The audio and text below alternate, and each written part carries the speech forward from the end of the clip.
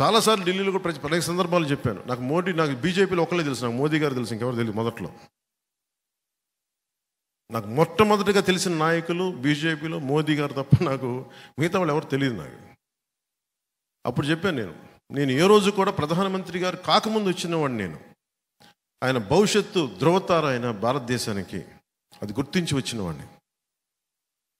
నేను ఆయన్ని వెంట నడుస్తాను. ఆ రోజు దక్షిణ భారతంలో మొట్టమొదటిగా వచ్చింది నేనే. నేను బయటికి వస్తే నన్ను ఎన్ని రకాలుగా వెటకారాలు తిట్లు తిట్టారు. నన్ను ఛాందసవాద అన్నారు, మతవాద అన్నారు. ఈ రోజున దేశం అంతా నీరాజనాలు పలుకుతూ ఉంటే ఇప్పుడు అందరూ కామ్గా కూర్చున్నారు. అంటే నేను ఎప్పుడు రిస్కులు తీసుకున్నాను, అది నేను చెప్పేది. అంటే నేను ఒక నాయకుడిని నమ్మితే నేను చాలా చిత్తశుద్ధిగా నమ్మేస్తాను. సో అందుకని పార్టీని నడపడం అంటే శాసించడం కాదు, కలుపుకొని తీసుకెళ్ళడం, అందరినీ తగ్గడం,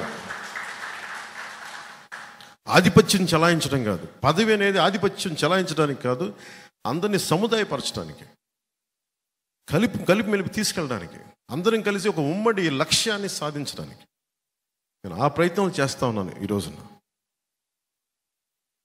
అలాగే 2019 ఎన్నికలకి నేను ఏ రోజున కూడా జీరో బడ్జెట్ పాలిటిక్స్ అని నేను చెప్పి అలసిపోయాను. నేను ఎప్పుడు చెప్పలేదు బాబు, జీరో బడ్జెట్, డబ్బులు లేకుండా రాజకీయం చేయాలని నేను ఏ రోజున చెప్పలేదు.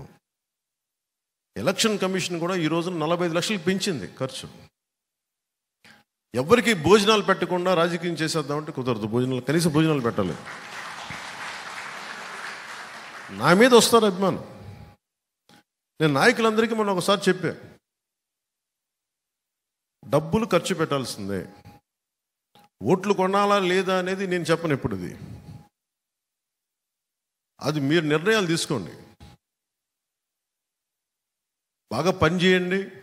అసలు ఓట్లు కొనలేని పరిస్థితికి ఉంటే సంతోషం. అది మనందరం ఏంటి ఒక అందమైన అబద్ధంలో బతుకుతున్నాం. దేశం అంతా అందరూ వేల కోట్లు ఖర్చు పెడతారు, కానీ ఎవరు మాట్లాడరు దాని గురించి. అందరూ సైలెన్స్ చెప్పి అలా కూర్చుంటారు. అంత ఫాల్స్ సొసైటీ అయిపోయింది. నాకు కూడా అన్నీ తెలుసా, నీకు కామం కూర్చొని చూస్తాను, నేను చూడాల్సి వస్తుంది. భవిష్యత్తులో ఇది మారాలి. కనీసం 2029 ఆ తర్వాత వచ్చే ఎన్నికలు కానీ ఇంకొక 10 years తర్వాత అయినా సరే అసలు డబ్బులతోటి ఓట్లు కొనాల్సిన అవసరం లేని రాజకీయం రావాలి. అప్పుడు నిజమైన అభివృద్ధి ఉంటుంది. ఇందాక మన ఒకరింట్లోకి వెళ్తే వాళ్ళు మాట్లాడుతూ ఉన్నారు, బీజేపీ నాయకులు.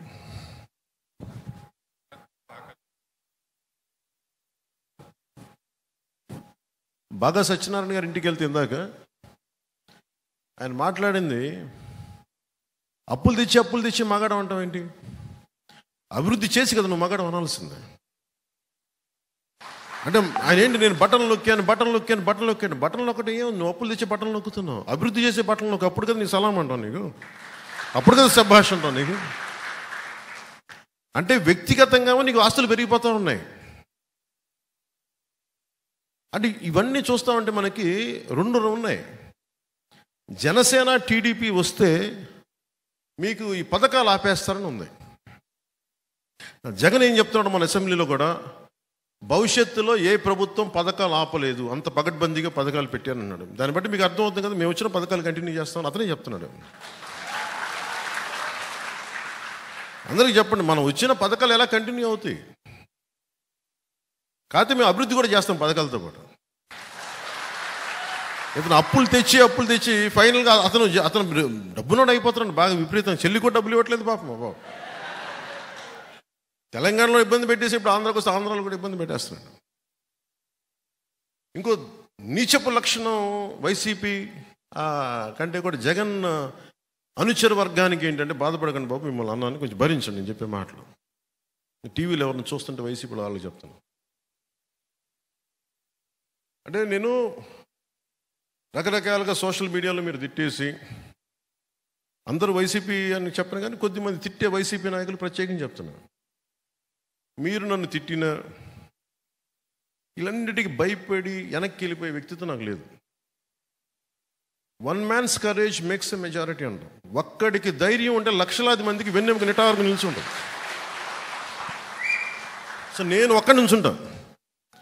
2014లో ఒక్కడే నుంచుంటే ఇంతమంది లక్షలాది మంది సైన్యం కదలేరు. ఒక్కడు నుంచొని పార్టీ ఓడిపోయినా నిలబడితేనే పాపం కష్టాల్లో ఉన్న తెలుగుదేశం పార్టీకి ఓడిపోయిన మనం చెయ్యి అందించి పైకి లాగి.